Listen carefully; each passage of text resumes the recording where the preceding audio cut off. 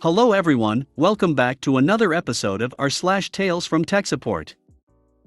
In today's episode, when the drive for a new iPhone is too great, you get fired.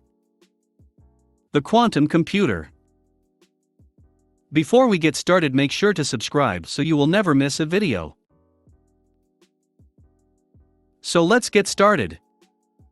When the drive for a new iPhone is too great, you get fired. I work as an executive support technician for a large company. I have a team of 8 people under me, and we support high-ranking executives and their administrative assistants. Because of the nature of our work, we have the ability to get things done that the standard help desk cannot. We can force upgrades that would otherwise be denied, get things expedited, skip the normal procedures, and talk directly with the people who fix the issues. While we are executive support, there are still levels. When the CEO is in town, one of us is camped outside of wherever he might be in case there is any sort of issue.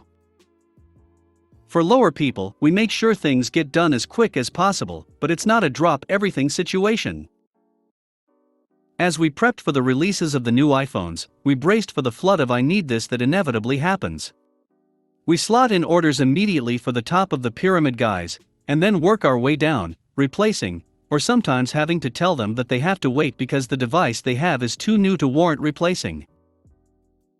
So on Monday, the EA of a lower-end exec put in a request to get both herself and the exec new 256GB iPhone X's. The exec was put on the approval list, with a wait, but the EA was denied. She had just been issued an iPhone 7 a few months ago, and she began to raise hell about "I have to support him, so I need to have the exact same phone, etc., etc." Still denied. On Tuesday, I get a ticket from the EA. "iPhone will not turn on, require replacement with attached ticket for iPhone X request." I send one of my drones out to investigate, and I immediately get a text saying I have to get out there. I get out there, and the iPhone is wet, not just wet, but dripping wet, like just pulled out of a glass of water, wet with a screen that could only be called heavily cracked. The EA states I was using it, and it fell into my water bottle.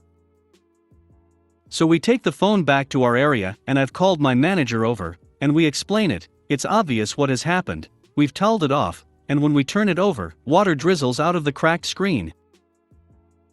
Well, as luck would have it, we have spares, so I pluck a nice 64GB rose gold iPhone 6s that was returned when the previous owner departed the company. I call and have the SIM reprovisioned. I reassign the phone in AirWatch, and I have the phone returned to the EA. 10 minutes later, said EA is at our door, ranting, screaming, saying that she can't work like this. She needs a new phone, and if we don't give her one, executive will make us give her one. I step in and tell her a permanent replacement is just beginning the process. We have had to issue you this phone as a loaner so you can continue working until a permanent replacement is sourced. Q Wednesday, the approval process has come back denied for her replacement. The loaner phone is now her permanent phone. This info is relayed to the EA, who is fuming. Lots of executive will hear about this and statements of "I can't believe this is happening to me. How will I work?" Wednesday afternoon, same EA, new ticket, iPhone broken, need replacement.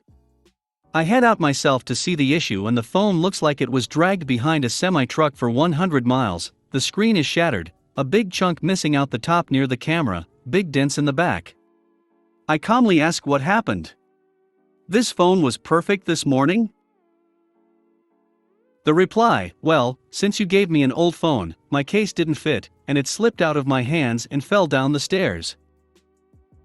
"Well, okay, could you tell me when and what stairwell this happened?" She does, and I take the mangled phone. I grab my manager, and we head off to the security office, and we pull the tapes. On the video we see the EA walking up the stairwell, concrete stairs, metal handrail, your typical big building non-public stairwell. She reaches the top and proceeds to fling the phone, like one would skip a stone, down from the 6th floor to the mid-floor landing, where it lands. She steps on it, and then kicks it down to the 5th floor. It bangs off the metal fire door, and she picks it up, examines it, and then tosses it down the stairs towards the 4th floor, bouncing off a few steps before landing on the mid-landing between 5 and 4.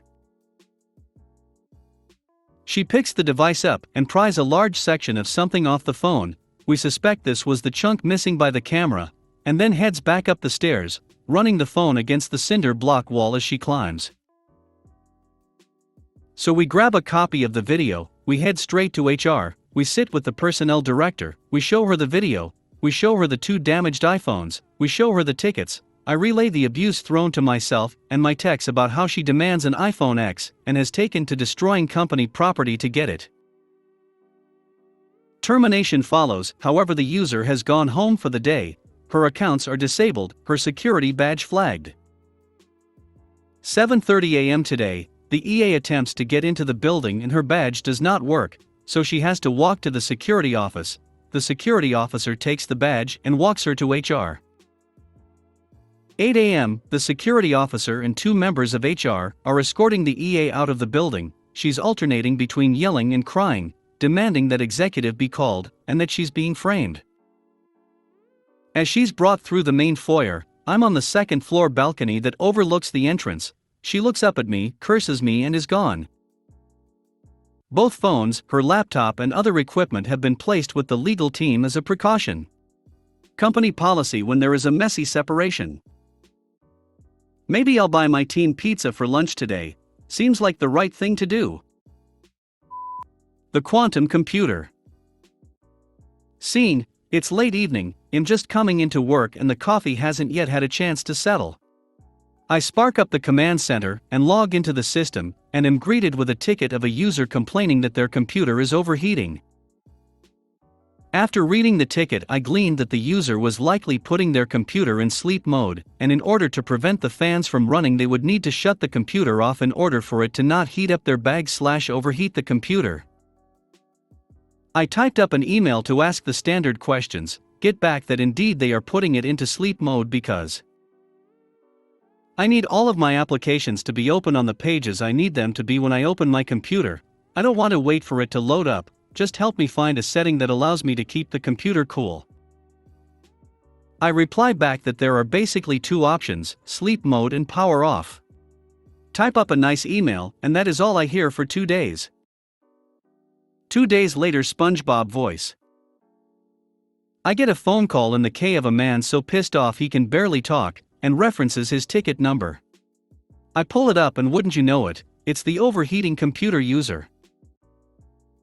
I go over troubleshooting again, establishing the issue, what is happening and why, and explain to the user that they will need to decide between sleep mode and turning the PC off. They then explode at me and declare that I just need you to fix it.